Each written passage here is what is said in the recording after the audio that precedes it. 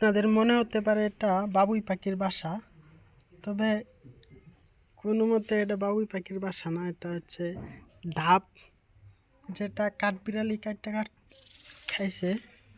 দেখতে পাচ্ছেন কত বড় বড় ডাবগুলো আসলে কাইটা ফেলছে। এখানে প্রায় 8 থেকে 9টা, একটা বাদা পুরো খাই ফেলছে। এত বড় বড় ডাব খাওয়াটা আসলে দুঃখজনক। দেখতে পাচ্ছেন ছোটগুলা খাইছে, সেটা মানুষই মানা যায়, তবে এটা আসলে নারকেলই হয়ে গেছিল। দেখতে পাচ্ছেন যে ভিতরে এখনো আছে শ্বাস, এটাও খাইয়া বলছে। সেই নারকেল গাছ, এটা থেকে আসলে ডাবগুলা খাইছে। তো মূলত কাঠবিড়ালিগুলা যে আম গাছটা ছিল, এটা এখন আগে আমরা এই ডালপালা সব কাইটা ফেলছি, যাতে কাঠবিড়ালি আর না আসতে পারে।